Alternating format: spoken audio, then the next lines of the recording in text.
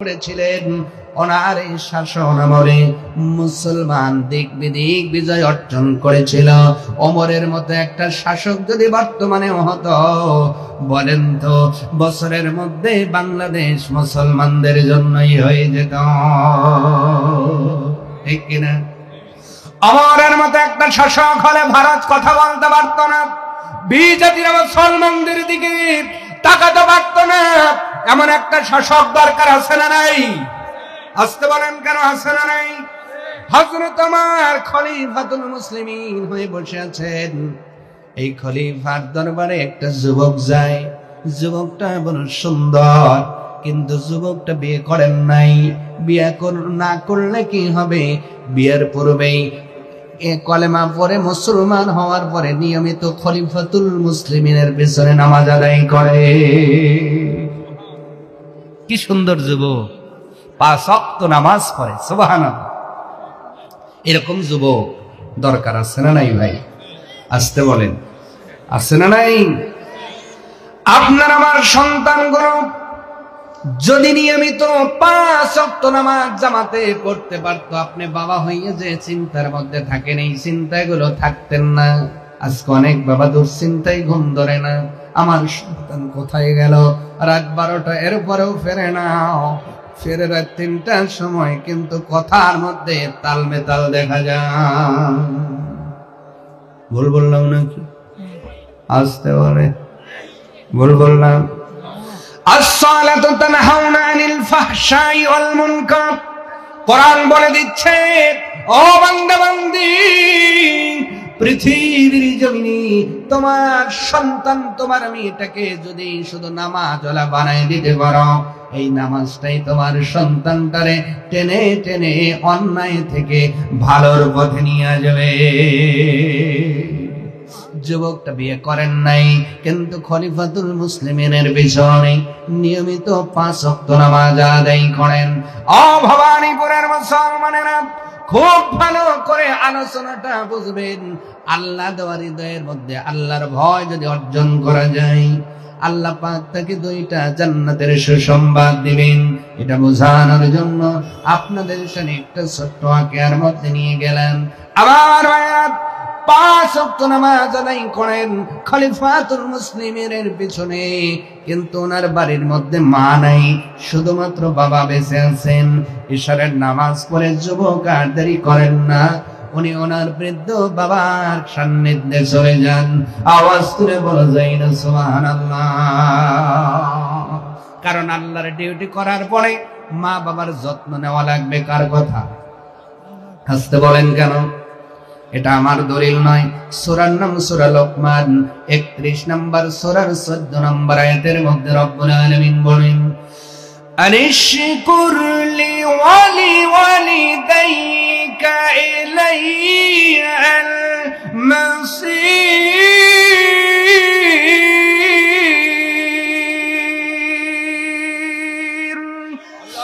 রব্বুল আলামিন বলছেন, ও পৃথিবীর বান্দা বান্দি, আনিশকুরলি, সর্বপ্রথম আমার শুকরিয়া আদায় করো, ওয়ালিদাইকা, এরপরে তোমার মা বাবার কৃতজ্ঞ হও, ওয়া ইলাইয়াল মাসির, কারণ হলো একদিন আমার দিকেই তোমাকে ফিরে আসতে হবে। আমি আল্লাহ হিসাব করে তোমাকে ওই দিন ছেড়ে দিব না। এই জন্য বলেন তো, আল্লাহর ডিউটির পরে মা বাবার খেদমত করার দরকার আছে না নাই? ওই যুবকটা ইশার নামাজ পড়ে আর দেরি করেন না। উনি খলিফাতুল মুসলিমিনের কাছ থেকে বিদায় নিয়ে বাবার সান্নিধ্যে চলে যান। বৃদ্ধ বাবার না জানি কি প্রয়োজন হয়, না জানি কি লাগে, এই চিন্তা করে উনি চলে যান। কিন্তু ওনার বাড়ি আর খলিফা সেই মসজিদের মাঝখানে একটা আপনার অত্যন্ত দুশ্চরিত্র একটা মেয়ে বসবাস করত। দুশ্চরিত্রা ভালো করে বুঝবেন। কি চরিত্রা? মানে টোকা খায় অভ্যাস, বোঝেন না? কুকুরকে খাওয়াও যত ঘি পোলোয়া, কুকুরকে খাওয়াও যত ঘি পোলোয়া সানা, তবু তার খাজলতের দোষে, তবু তার খাজলতের দোষে ভুপেলে ছাড়বে না, কুকুরকে খাওয়াও যত ঘি পোলোয়া। আছে না নাই? ছেলেদের ভিতরে আছে, মেয়েদের ভিতরে আছে।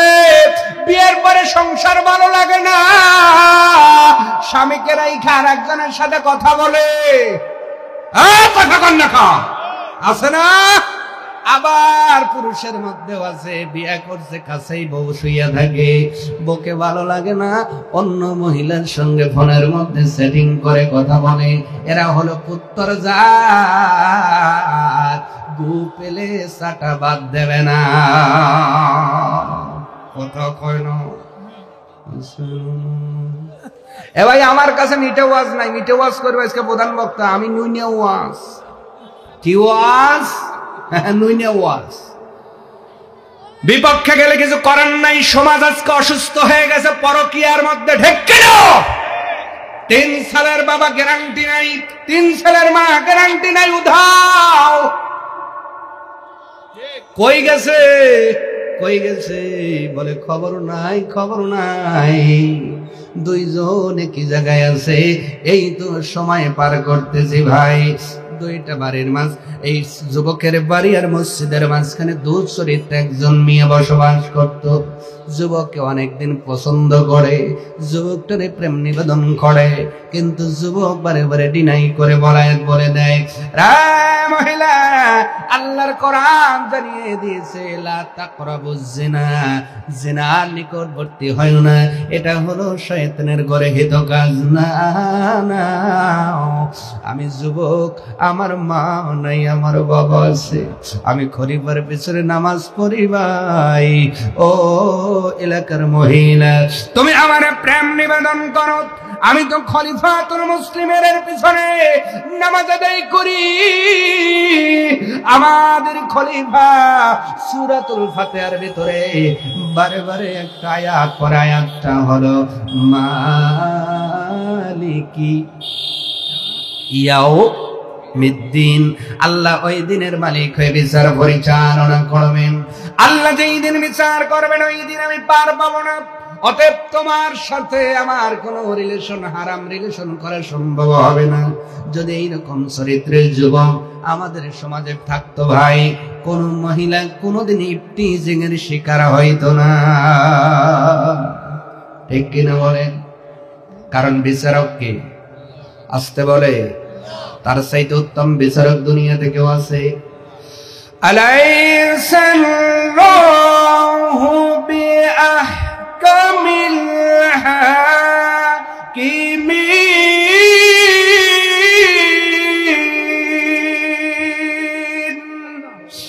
রব্বুল আলামিন বলেন, আমার চাইতে উত্তম বিচারক আর কেউ নাই।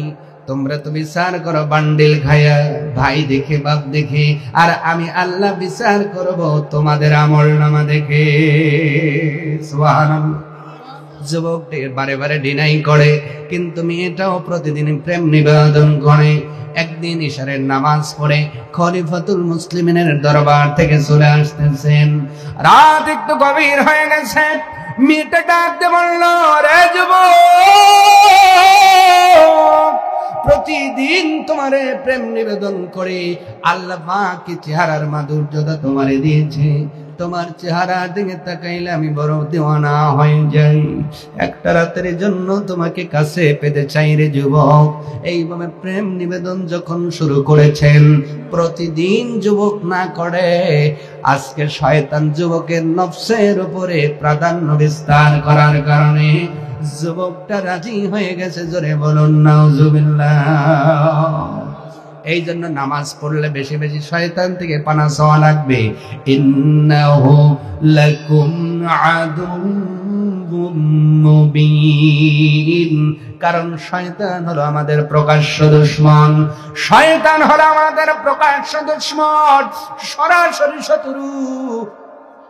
শয়তানের ওয়াসওয়াসা থেকে বাঁচার দরকার আছে না নাই? এই জন্য বেশি বেশি আল্লাহর ভয় কলিজার মধ্যে রাখতে হবে। নবী বলেন, যেই মানুষের কলিজার মধ্যে আল্লাহর ভয় যত ঢুকবে, শয়তানের ওয়াসওয়াসা ততটাই দূরে চলে যাবে।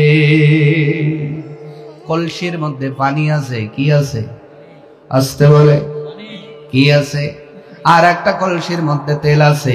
যদি আপনি ওই তেলওয়ালা কলসির মধ্যে পানি দেন, তেল ধীরে ধীরে উপর দিকে, তেল ধীরে ধীরে উপর দিকে আছে। এইভাবে পানি দিয়ে যদি কলিশ এক সময় কলিশ ভর্তি করে ফেলেন, দেখবেন উপর থেকে তেলগুলো পড়ে যাচ্ছে। তোমার আমার হৃদয়, তোর আমার হাড় হলো তদরূপ কলসের মতো। তুমি তোমার শয়তানের যেই ভয়, শয়তানের ওয়াসওয়াসা তেলের মতো যতটাই আছে, তুমি ধীরে ধীরে যদি পানির মতো করে আল্লাহর ভয়টা কলিজার মধ্যে ঢোকাতে পারো, হাড়ের মধ্যে ঢোকাইতে পারো, এক সময় শয়তানের ওয়াসওয়াসা গুলো, শয়তানি কাজগুলো ধীরে ধীরে উপরে উঠবে। যখন পরিপূর্ণ ভয় কলিজার মধ্যে আল্লাহর ভয় তৈরি হয়ে যাবে, ওই কলিজার উপর থেকে শয়তানের ওয়াসওয়াসা গুলো আপনাই বিদায় হবে। আওয়াজ তুলে বলা যায় না সুবহানাল্লাহ। পৃথিবীর মানুষ, এই জন্য আল্লাহর ভয় দরকার। এক সেকেন্ডের পদস্খলনের কারণে সারা জীবনের গুসওয়াব গুলোকে শয়তান বরবাদ করাইয়া তোমাকে আমাকে জাহান্নামের দিকে ঠেলে দিতে পারে।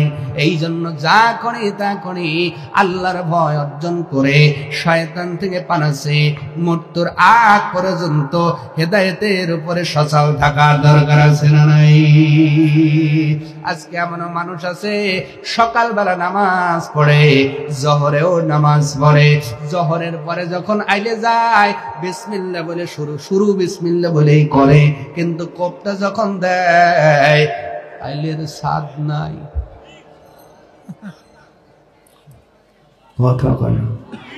এইরকম কোপাইনা লোক আছে না নাই? আছে না নাই?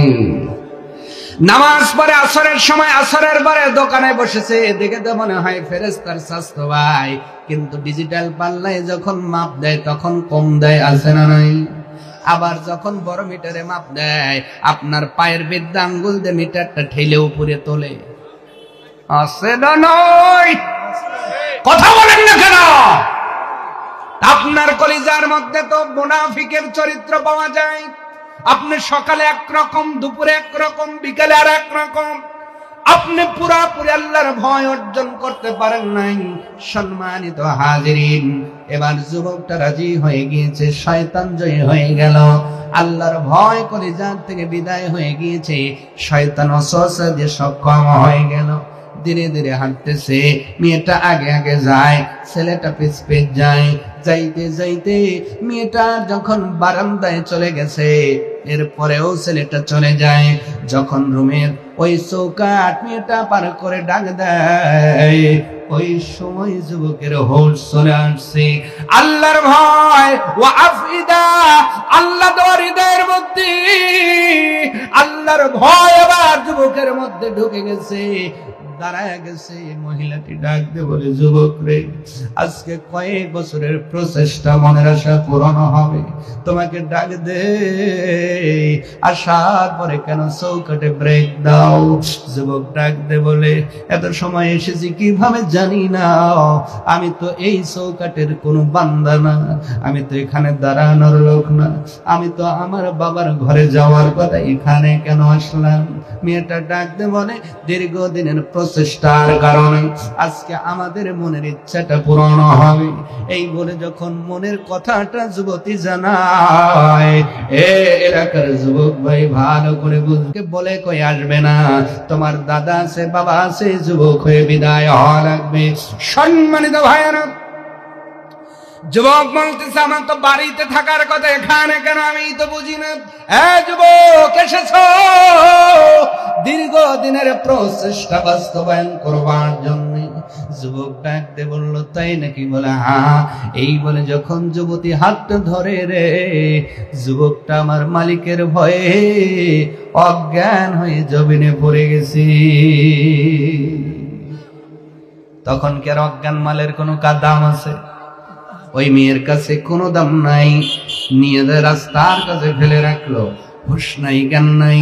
এদিকে যথা টাইমে বাবার কাছে সন্তান যদি না যায়, বলেন তো বাবার টেনশন আছে না নাই? আসতে বলেন কেন? যুবক ভাই, কোন বাবার আজকে বৃদ্ধাশ্রমে পাঠাও? ওই বাবা নামক বট গাছ যার দুনিয়া থেকে বিদায় হয়ে গেছে, উনি জানে কি বাবা কত বড় সম্পদ। আজকে সেই বাবাকে অনেকে বৃদ্ধাশ্রমে রাইখা নিজের বাড়িতে ফেলে সাজাইয়া খাওয়া দাওয়া করে। এরকম মুনাফিক আছে না নাই? আসতে বলেন কেন? আছে না নাই? বাবাই শীতের দিনে শীতে কাতরায় শ্বশুর বাড়িতে যাওয়ার সময় চাদর কেনে বাবার পরনে, ছেঁড়া চাদর সন্তানের নজর কাড়ে না। আছে না নাই? অথচ এই বাবা তোমারে কান্দে করে মেলায় নিয়ে গেছে। ভালো করে বোঝো, ওই আপনাদের রেলওয়ে স্টেশনের মাঠে খেলা হইতেছে। আপনি আমি যখন ছোট ছিলাম বাবার হাত ধরে খেলা দেখতে গিয়েছি, প্রচন্ড গরম, কিন্তু আমি ছোট মানুষ, বড়রাই তো খেলা দেখতে পারে না, আমি ছোট মানুষ কেমন করে খেলা দেখব? কিন্তু বাবারে আমি ধরে ধরে বলি, আব্বা খেলা দেখবো। অনেক বাবা দেখবা ওই সময় সন্তানটারে কাঁধের উপর তুলে দেয় আর বলে, বাপরে আমি যেটা দেখতে পাই না সেইটা তুমি দেখে না। বাবা খেলা দেখতে পারেন না, তোমার আমার কান্দে করে দাঁড়ায় আছে। প্রচন্ড রৌদ্রের কারণে শরীরটা ঘরমন্ত হয়ে গেছে, শরীরটা ঘেমে ঘেমে পড়তেছে। বাবাটা যেন অ্যাস্টনিশ হয়ে যাবে, চোখটাও লাল হয়ে গেছে। একজন ডাক দে বলো, অমক তুমি তো বড় ঘেমে যাও, তাড়াতাড়ি করে একটু বিশ্রাম নেয়, পরিশ্রান্ত শরীর নিয়ে বিশ্রামে যাও। লোকটা ডাক দে বলে, না না না, আর কয়েকটা মিনিট পরে খেলাটা শেষ হয়ে যাবে। আমার বেটাটা খেলা দেখে, এই জন্য আমি পিলার হয়ে দাঁড়ায় আছি। আমি যেটা দেখতে পাই না রে আমার সোনা মনিরে, সেইটা দেখায়া আমি বাবা নিজে বড় আনন্দ। বাবা কত বড় বট গাছ, ভালো করে বোঝো, বোঝো নাই? আজকে যারা নিজের গায়ে নতুন জামা পরিধান করে বড় আনন্দিত হইতেছ, শীতের দিনে বাবার জামা কিনে দিতে পারলা না, ও বেঈমানের দল। বাবার গায়ে আজকে নতুন চাদরটা তুলে দিতে পারলা না, শ্বশুর গায়ে তুলে দিতে পারলা। কিন্তু ওই বাবা কি করেছিল জানো নি? তুমি ছোট্ট মানুষ, তোমার লাল ড্রেসের বড় শখ, লাল গেঞ্জি তোমার বড় শখের গেঞ্জি, কিন্তু বাবা তোমার ভ্যান চালক, ভ্যান চালায়। ওই বাবার ইনকামে একই সাথে দুইটা জামা কেনা সম্ভব নয়। বাড়িওয়ালা বলে দিয়েছে দুইটা জামা কিনবে, একটা তোমার জন্য একটা বেটার জন্য। কিন্তু বাজারে যায় দেখে সন্তান যেই ড্রেসটা পছন্দ করে ওই ড্রেসটা কিনতে গেলে নিজের জামা কেনা হয় না। ওই ভাঙরা বাজারে যাইয়া নিজে ওইদের জন্য নতুন জামা না কিনা, ও বেঈমানের দল, তোমার জন্য লাল ড্রেসের ব্যবস্থা ওই বাবাই করে দিয়েছে। ঠিক কিনা বলো? বাড়িতে আনার পরে বিবি ডাক দেওয়াল, চমকের বাবা তোমারে না বলেছি দুইজনের জন্যই কিনবা? আমার বেটার জামা আসলো, তোমারটা কই? তুমি কেন নতুন জামা কিনলা না? তোমার পরনে তো সেরা জামা দেখা যায়। এবার বাবা ডাক দে বলছে, অমুকের মা এইভাবে বলবা না, আমার বেটা যদি নতুন জামা পরে রে আমি বাবা বড় খুশি হয়ে যাই। আমার এই জামাটা সেলাই করে ভালো করে ধুয়ে দিও, লন্ডি করে এনে পরিয়ে দিয়ে যাব। সব ছেলেগুলো নতুন জামা পরবে ঈদের দিনে, আর আমার ছেলেটা না পরবে আমি বাবা কলিজায় বাদ মানাইতে পারবো না। আমার এই জীবনের সব ইনকাম তোর জন্য। এ ভবানীপুরের যুবক ভাই, যেই বাবা নামক বট গাছটা দুনিয়ার সব কিছু দিয়ে তোমারে আগলাইয়া রাখলো, আজকে বড় হইয়া শ্বশুর আপন হইল, এই শীতের দিনে বাবার জন্য একটা সামান্য 500 টাকার জুতাও কিনে দিতে পারো না। আছে না নাই? আসতে বলবেন না, জোরে বলেন আছে না নাই? বাবা নামক বট গাছ যেই দিন চলে যাবে কবরে, ওই দিন বুঝবি ও পাগল। কিন্তু ওই দিন আর তোমার ওই বট গাছ থাকবে না। গভীর রাত্রে ঘুমানোতে যাওয়ার আগে যদি আজকে রাতে সম্ভব হয় বাবার গলা দইরে একটা কান্দন দিও, বাবা জীবনের সব কষ্ট ভুলে তোমাকে ক্ষমা করে জান্নাতি বানায়া দেবে। আর এই কষ্ট নিয়ে যদি কবরে যায় ক্ষমা পাওয়ার কোনো গ্যারান্টি। বাবার চিন্তা হচ্ছে সন্তান বাড়িতে আসেন না, ডিউ টাইমে সন্তান আসে, কিন্তু এই দিন সন্তান আসেন না, বাবার চিন্তা বেড়ে গেল। উনি ওনার বন্ধু, সেই ছেলের বন্ধু দুইজনকে ডাক দিয়ে বলল, আমার অমুকের বন্ধুরা, তোমরা কি জানো আজকে আমার সন্তানটা ডিউ টাইমে বাড়িতে আসলো না, একটু খবর নেবে নাকি? আমার সন্তান কোথায় চলে গেল? সম্মানিত হাজিরিন, এবার দুই বন্ধু ওই বন্ধুর খবর নেওয়ার জন্য যখন চলে গেলেন, যাওয়ার পরে খুঁজতেছেন, কোথাও কোনো খবর নাই।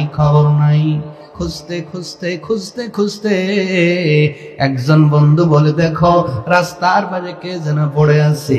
খবর নিয়ে তাকায় দেখে ইনি তো তাদের বন্ধু, সেই যুবক সন্তান। কি ব্যাপার এই জায়গায় তো তার থাকার কথা নয়, এমন সন্তান, এই চরিত্রের সন্তান নয়। নামাজ পড়বে খলিফার পেছনে, আর বাড়িতে বাবার কাছে, বাবার সান্নিধ্যে চলে যাবে।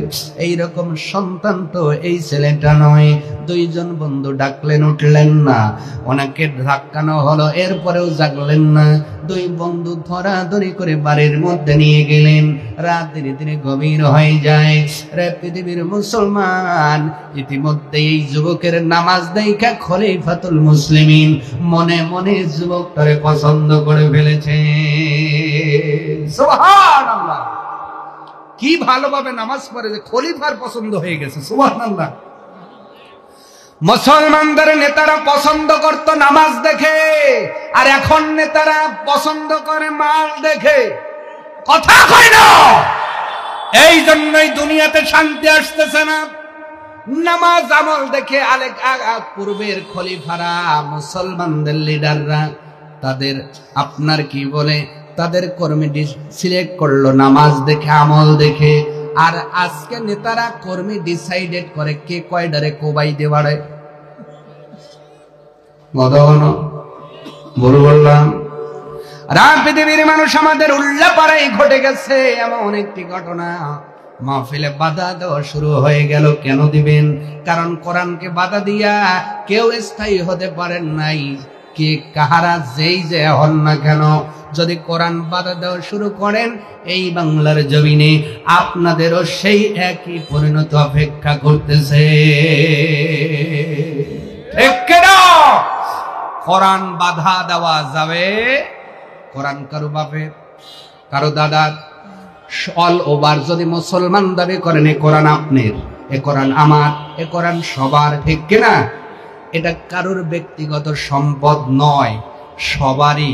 যারাই কোরআন মানবে তারাই জান্নাতে যাবে। সুবহানাল্লাহ। এইখানে আল্লাহ তো ভাগাভাগি করেন নাই, আপনারা কেন ভাগাভাগি করবেন? কেন ঠেলাঠেলি করবেন, গোতাগতি করবেন? যারাই কোরআন শুনতে মজা পায় না, কলিজার মধ্যে খটকা খটকা লাগে, বুঝবেন ভেতরে আব্দুল্লাহ ইবনে উবাইয়ের রক্ত বইতাছে। কথা কয় না? অতএব কোরআন যারা হজম করতে পারে না, বুঝতে হবে ভিতরে ভেজাল আছে, ঠিক না? আর ভাইরা, গুতাগুতি করবো না, এক হব। গুতাগুতি করার কারণে এখন মারতেছে বিজাতিরা, ঠিক কিনা? এই মাঠ যদি ফেরত দিতে চাও, এই জমিনটারে যদি কোরআন ওয়ালা জমিন বানাতে চাও, আল্লাহর জমিন, আল্লাহর শাসন যদি বাস্তবায়ন করতে চাও, অবশ্যই মুসলমানদের এক হওয়ার কোনো বিকল্প নাই, ঠিক কিনা ভাইরা? আমার ভাইরা ধরাধরি করে নিয়ে আসলেন। রাত গভীর হয়ে গেছে, জ্ঞান ফেরে না, বাবাই চিন্তায় আছে, বন্ধুরাও বড় টেনশনের মধ্যে পড়ে গিয়েছেন। কি ব্যাপার? বন্ধুর জ্ঞান ফেরে না, বাবা বড় চিন্তায়, টেনশনের মধ্যে। সন্তানের হুঁশ আসে না, ব্যাপার কি? চিন্তা করতে করতে সময় পার হয়। ইতিমধ্যে রাত প্রহরের সময়, ওই যুবক সন্তানের হুঁশ জ্ঞান চলে এসেছে। উনি চক্ষুটা নাড়া দিয়া জেগে উঠলেন। সুবহানাল্লাহ বলেন। চক্ষুটা নাড়ানোর পরে যুবককে প্রশ্ন করলেন, বন্ধুরে কি ব্যাপার, কি হয়েছে তোমার?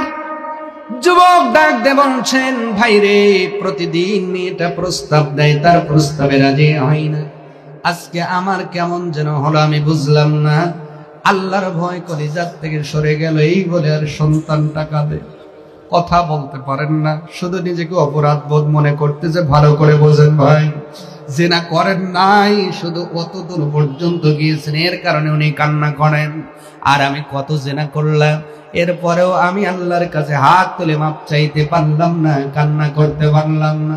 যুবক কান্নার কারণে কথা স্পষ্ট করে বলতে পারেন না, শুধু কান্দে আর বলে, ও ভাই আমায় কেমন করে ওই রাস্তায় গেলাম।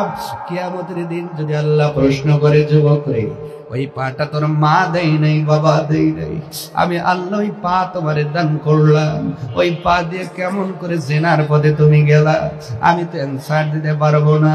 এই ভয়ে কান্দে আর ক্ষমা চায়। কিছু সময় পর যুবক ডাইকে বলে, বন্ধু ধর, আমার যেন ভালো লাগে না। এই কথা বলে দুইটা বন্ধু ধরেছে। কিছু সময় পর দুই বন্ধুর হাতের মধ্যে যুবক দুনিয়া থেকে বিদায় নিয়ে চলে গিয়েছে।